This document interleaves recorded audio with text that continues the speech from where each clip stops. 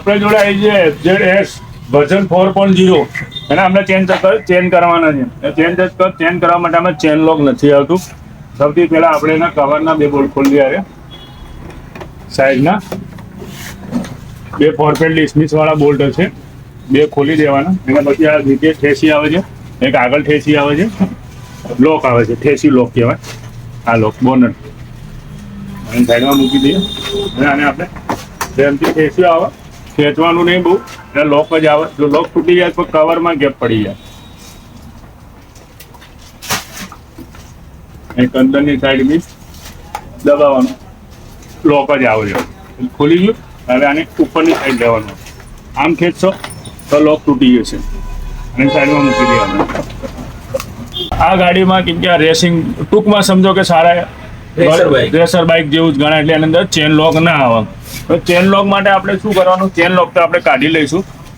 હવે આપણે ચેન ચક્કર નવા ઓરિજિનલ યામાના જેન્યુન પાર્ટ છે, તમને પ્રાઇઝ બતાવી શકું. નજીક લાવો કેમેરો ભાઈ. 1640 રૂપિયાના MRP છે એનું, બરાબર. હવે આની અંદર બી હવે આ ચેન ચક્કર છે, એની અંદર બી લોક નથી આપતું. હવે લોક આપણે નાખવો તો નખાઈ જાય, આનો આંકડો કાપીને, પણ આપણે એવી રીતે નથી કરવાના. આપણે જેન્યુન કામ કરવાના છે. કેચી ખોલીને ચેન ચક્કર નાખવાના. ઓકે, વિડીયોમાં બને. ટાયર ખોલીએ, 17 નંબરનું બોક્સ મારો લાગે, પેલી બાજુ 22 નંબરનું લાગે. એમાં એક જ બોલ્ટ આવે છે, મેન એક્સલનો જ બોલ્ટ આવે છે. ડિસ્ક બ્રેક વાળી ગાડી છે એટલે આ વાત છે. એમાં બહુ મગજવારી વાળું કામ આપ્યું છે.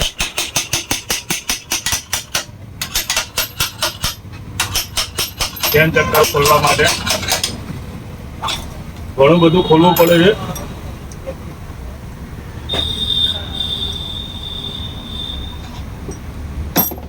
આપણે આનું ટાયર બહાર કાઢી લઈએ, ચેન ઉતારીશું પહેલા, જેથી ઈઝી નીકળી જાય ટાયર.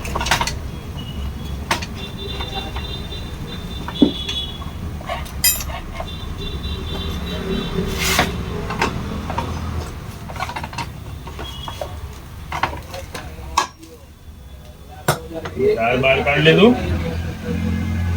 મૂકી દઈએ. હવે આ ચેન કાઢવા માટે આપણે કેચી ખોલવી પડશે. આ કેચી ખોલીશું ત્યારે ચેન નવી ફિટ થશે. ઓકે, નાનું ચેન ચક્કર ખોલી લઈએ, આગળનું ફ્રન્ટ લોક આવે છે, લોક ખોલી દઈએ અને બહારની સાઈડ ખેંચવાનું.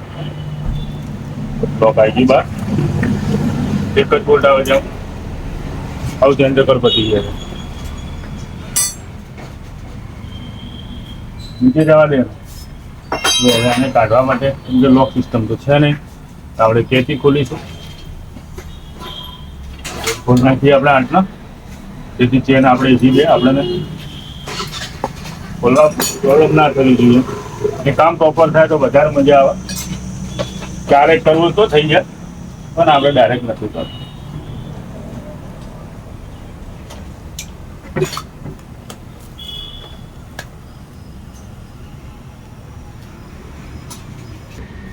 આ બાજુના બી સેમ પેલી બાજુ હતા એવી રીતે કવરના બોલ્ટ ખોલી દેવાના. આ બાજુ લોક આવે છે, એક બાજુ પુશ કરવાનું એટલે બહાર આવી જશે. જો બહાર આવી ગયું. એક પાછળ આવી રીતે લોક આવે છે નીચેની સાઈડમાં, એનાથી પુશ કર્યું એટલે નીચે આવી બહાર આવી ગયું. સાઈડમાં મૂકી દઈએ.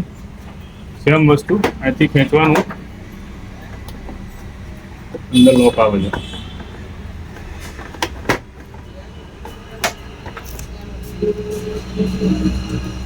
અને બી બહાર ખેંચવાનું બધું ઉપરની સાઈડ.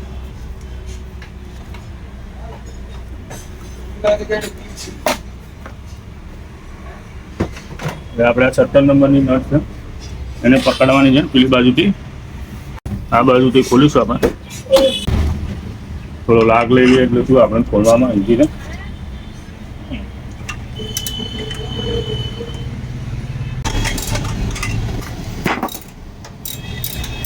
નટની ખોલી દીધી આપણે. આવી જાઓ. આપણી એક્સેલ આવી ગઈ છે બહાર. હવે આ જશે આવી રીતે ઉપર. હવે આપણે જમ્પર નથી ખોલ્યું, બરાબર. આપણે ટ્રાય કરીએ, જમ્પર નથી ખોલવું.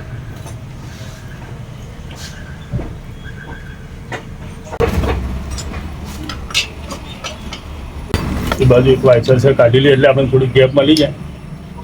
થોડીક તકલીફ પડશે કેમ કે જમ્પર આપણે ખોલ્યું નથી એટલે ચેન બહાર કાઢી લીધી છે.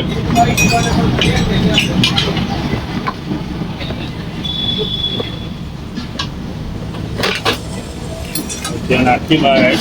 આપણે ક્યાંથી બી લોક ખોલ્યું નથી. ઓકે,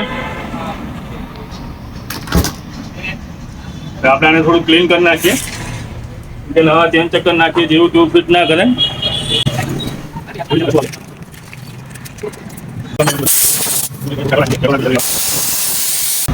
ચેન રબર આપણે સાફ કરી દઈએ થોડુંક. ડસ્ટ હોય નવી ચેન ઉપર ના અડે, ચેન જલ્દી ખરાબ ના થાય. ચેન ખરાબ થાય કસ્ટમરો શું રેગ્યુલર આની ઉપર લુબ્રિકેટ ના કરાવે, ઓઇલ નહીં નાખવાનું, ચેન લુબ્રિકેટ આવે છે. આમાં એ ચેનમાં એક યુઝ થાય છે, ઓઇલ કોઈ દિવસ ના નાખાય. નવી ચેન ખોલીએ છીએ, કટ કરી દીધી.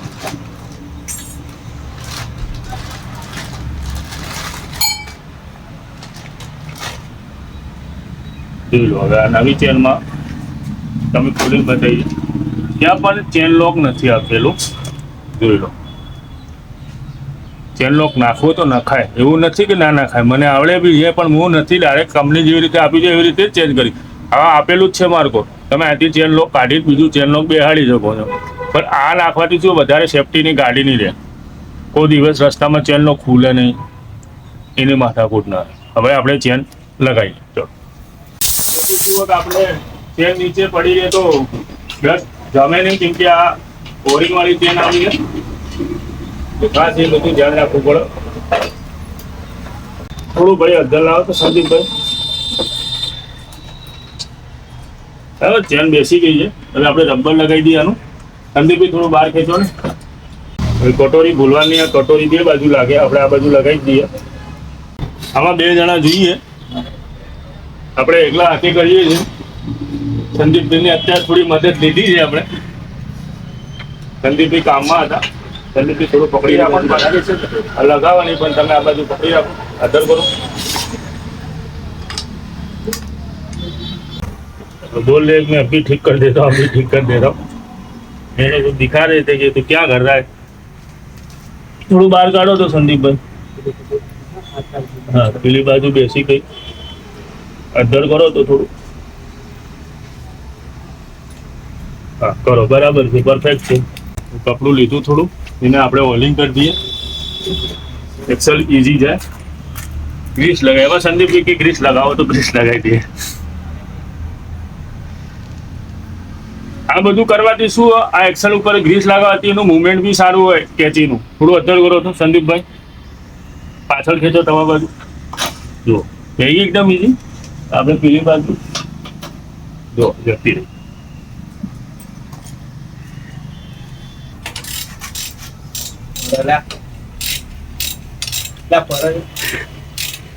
ફરાયેલા પડા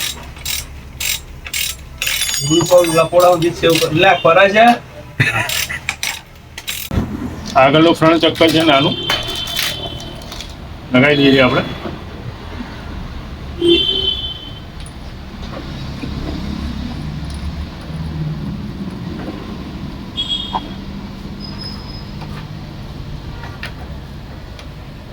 પટ્ટી લગાવી દઈએ, ચક્કર બેસી ગયું.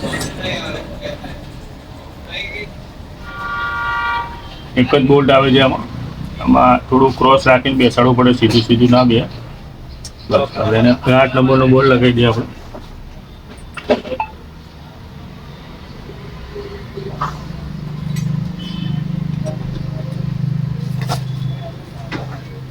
ગિયરમાં રાખીને ટાઈટ કરવું પડે, નહીં તો ચક્કર ફર કરશે. આને આપણે ન્યુટ્રલ કરીએ. હવે આપણે પાછળનું ચક્કર લગાવી દઈએ રિયર પર. બોક્સ પાનું તો બોક્સ પાનું, રિંગ પાનું તો રિંગ પાનાથી બી ખુલી જાય. બધા બોલ્ટ ખુલી ગયા છે આપણે, 6 બોલ્ટ ખુલી જાય. બહાર કાઢી લઈએ.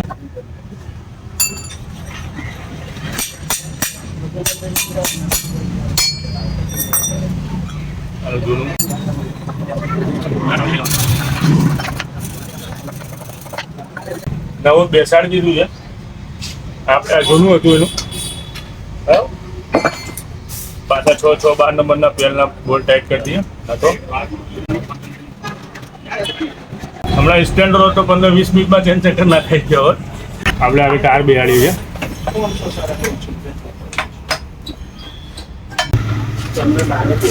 ચેન બેસી ગઈ છે. સેટિંગ ચેન ચક્કર નવા આવી ગયા છે એટલે શું એને આગળ લેવું પડશે સેટિંગ તો ચેન ચડશે. પ્લેટિનો 4 વાયરનો તો એક્સેલ આવશે. બે બાજુ આવશે 12 નંબરના ફિક્સ પાનો યા તો રિંગ પાનો તમારે કઈ નટો ખોલી દેવાને. બોલ લગાવી દઈએ જેથી એક્સેલ એકદમ ઇઝી જતી રહે અંદર. થઈ ગઈ છે. ચેન જુઓ ટાઈટ થઈ જશે. ચેન ટાઈટ કરીએ એટલે આમાં શું છે બધું સેટિંગ હોય છે કે ટાયર બેલેન્સિંગ આવું પેડું ના હોય. જો આથી કાપા આપેલા છે. આ ત્રીજા ઉપર મેં રાખેલું છે તમને કદાચ દેખાતું હશે. ચેન હજી થોડી ઢીલી છે. આવી રીતે પેલી બાજુ બી ત્રીજા આંકા ઉપર આપવાની. જ્યાં સુધી સેટ પહેરત આવશે એવું નહીં જરૂરી ત્રીજા ઉપર જ રાખવાનું. બે બાજુ પરફેક્ટ રાખવાનું એટલે ટાયરનું સીધું લેવલ હોય. પેલી બાજુ થોડું ટાઈટ છે. બે બાજુ સેમ હોય તો શું ગાડી સીધી ચાલે ને ચેન ચક્કર વધારે ચાલે. એક બાજુ વધારે ચેન ખેંચાઈ જશે શું થાય ચેન ચક્કર જતા રહે ચલાવવાની મજા ના આવે. હવે આપણે ચેન પરફેક્ટ ટાઈટ જ થઈ ગઈ છે.